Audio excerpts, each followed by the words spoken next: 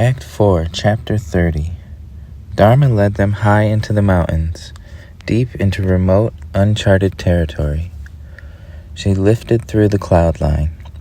Ubuntu and Maya followed after, passing through the cloud cover into clear blue skies of early, deep blue evening. Dharma looked back at Maya for a moment, just to see her. They skimmed across the clouds. They soon arrived at a wide, rectangular opening in one of the peaks. The opening passed through the peak. Both sides opened with two tall, ancient pillars. The three riders ascended to a shale stone surface, enclosed on two sides by the old stone of the mountain. Maya landed. She stepped off her board and looked around at the large open room. There was a cream-white stone table with strokes of black, and chairs cast of the same material. Maya ran her hand along the table. It had a sandstone texture. At the table sat one plate of pink-orange Himalayan salt. "I'll have to get out the rest of the plates," her mother said. Maya looked up and smiled. "This is where you live? How did you get here?" she asked. There were two couches of the same white stone facing one another, with tan, coarse fur draped across, and two stone chairs facing each other across the length between the couches. "I don't know. I always was here, from what I understand," she said. Evening came and the tangerine light soaked the mountains in unreal colors. "I'm so confused. But why? This is heaven, right?" Maya said. Then she looked at her mom. "Mom, am I dead?" "No," Dharma smiled. "You are real, and you are here," she said. She came to Maya. "I have been calling you here for a very long time, only knowing you would come at some time, some way. And you're here." She paused. "But where is Adam?"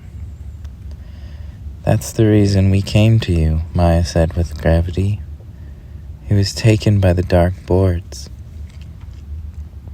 Ubuntu joined.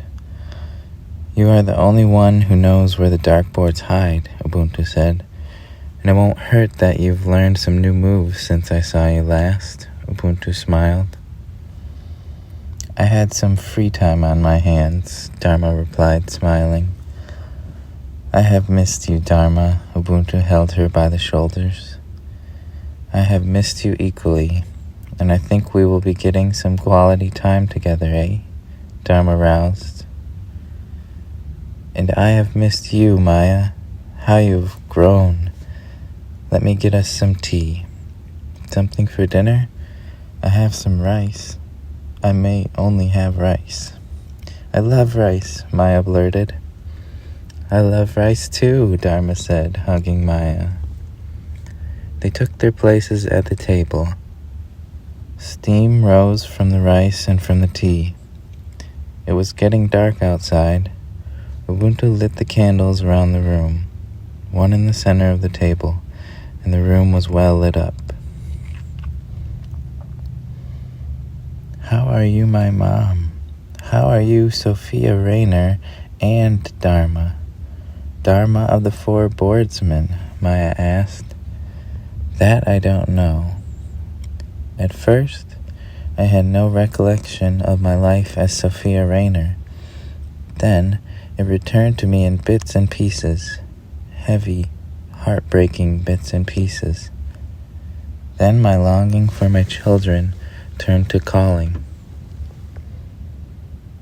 Then I felt you, like a little nibble on a fishing hook. Then a bite, then another bite, and then I hooked you. I wonder what this all felt like to you," Dharma said.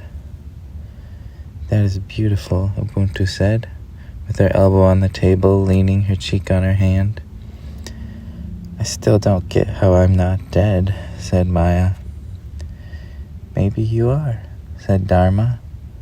There is no end. I died. It was a dream. I woke up as Dharma.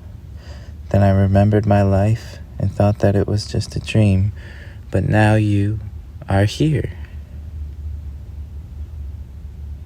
What if you die now? Maya said. More dreams, I suppose. World without end. Dharma shrugged thoughtfully. Dharma started a fire in a pit among two benches near the opening of the cave.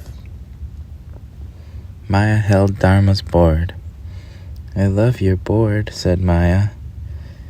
It was the same white marble with the black flurry like the chairs, thin and sleek with perfect contour of its shape.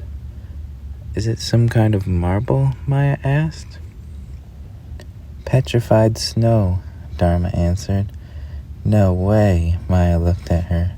Yes way, Dharma replied. Maya looked out over the countless Himalayan mountain peaks under the light of the moon and stars. She looked at her mother she never really knew, who was infinitely greater than she had imagined. Her stomach swelled with butterflies. She wanted to stay right here for a very long time. I wish Adam could see this, and Dad. He's at home with ferret clones. He should be here, Maya said. Ah, ferrets, Dharma smiled, looking out. I miss him. It feels like we speak to each other sometimes. Doubtless he had a hand in this. I don't know how it works. I wish he was here too. Dharma bowed her head. But I know we will see each other again. I feel it. She put her arm around Maya and smiled. And my senses are keen, you could say.